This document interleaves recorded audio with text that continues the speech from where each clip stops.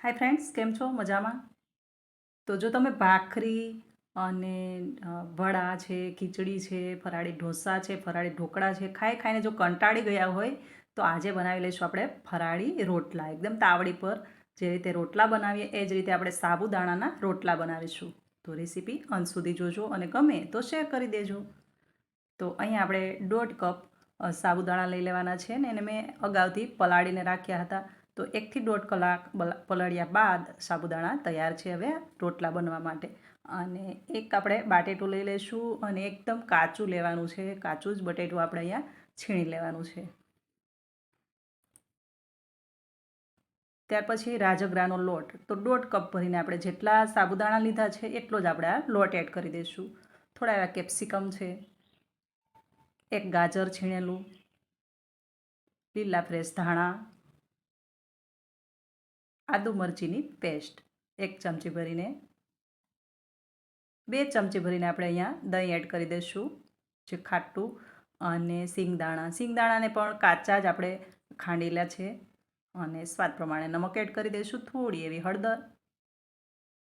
અને આ છે ગરમ મસાલો. બસ આટલું એડ કરી દઈશું અને આને આપણે એકદમ સરસ મિક્સ કરી લઈશું પહેલાં. હવે આમાં થોડું મિક્સ થઈ જાય ને એટલે થોડું એવું મોટું વાસણ આપણે જોશે. જેમ આપણે રોટલા બનાવીએ મોટા કોઈ વાસણની અંદર લોટ રોટલાનો જે મસળીએ છીએ એ રીતે આને પણ એ જ રીતે કરવાનું છે. તો આ મોટા વાસણની અંદર આપણે આ બધો જ સાબુદાણાનો મસાલો જે છે એ આપણે આ વાસણમાં ટ્રાન્સફર કરી લઈશું. અને આ રીતે આપણે એને એકદમ સરસ એને મિક્સ કરવાનું છે. મતલબ જે આપણે લોટ એડ કર્યો છે રાજગરાનો એ અને સાબુદાણા ઇવનલી એબ્સોર્બ થઈ જાય એટલું આપણે મિક્સ કરવાનું છે. અને આ ટાઈમ પર આમાં પાણી આપણે બિલકુલ એડ નહીં કરીશું, કારણ કે આપણે બાજરાના લોટની અંદર પાણી એડ કરતા હોઈએ છીએ, પણ આમાં તો શાકભાજી પણ છે, જે ગાજર છે, બટાટા છે, એમનું પણ પાણી છે, સાબુદાણા પણ આપણે પલાળેલા છે, તો આમાં પાણી બિલકુલ એડ ન કરવું. ને આ રીતે આપણે આ લોટને થોડું મિક્સ એકદમ થઈ જાય ત્યાર પછી આ રીતે રોટલા હાથથી ટીપી લઈશું. અને હાથની ટીપવામાં થોડું ધ્યાન રાખવાનું છે, મતલબ તૂટતું જાય તો આપણે ભેગું કરતા જઈશું ને એકદમ સરસ આપણે રોટલો ટીપી લઈશું. અને તાવડીને છે ને પહેલેથી જ આપણે એકદમ ફૂલ ગરમ કરી દેવાની છે, ત્યાર પછી જ આ રોટલો એની અંદર એડ કરવાનો છે. તો આ રીતે જોઈ શકો છો એકદમ આટલું થિકનેસની અંદર આ રોટલો રાખીશું, જેમ આપણે બાજરાના રોટલા બનાવીએ એ રીતે. અને ત્યાર પછી એકદમ ગરમ ફ્લેમ પર તાવડી હશે અને ત્યાર પછી આપણે આ રોટલો એમાં એડ કરી દઈશું. થોડી વાર 1 થી 2 મિનિટ આપણે રહેવા દઈશું. ત્યાર પછી આ રીતે ધીમે ધીમે તાવીથાના વડેથી ઉઠલાવતા જઈશું અને પલટાવી દઈશું.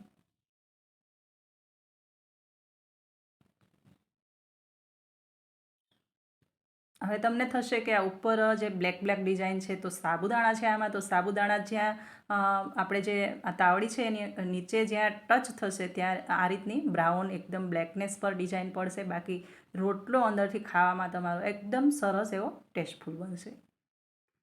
તો આ જે ડિઝાઇન છે એ સાબુદાણાના હિસાબે પડે છે. તો તૈયાર છે આપણો ફરાળી રોટલો.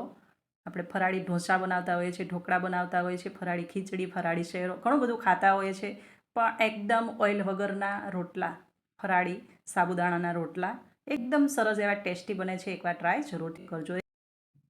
હવે આ રોટલાને તમે ફરાળી કઢી સાથે પણ ખાઈ શકો, પણ મેં સર્વ કર્યા છે એકદમ આપણી ગામઠી રીતે, અને પંજાબી દહીં છે, સાથે છાશ અને તળેલું મરચું. જો રેસીપી ગમી હોય તો શેર કરી દેજો. ચેનલ પર નવા હોય તો મારી ચેનલને સબસ્ક્રાઈબ કરી લેજો. પાછા મળીશું નવી રેસીપી સાથે. ત્યાં સુધી આવજો. Thank you for watching.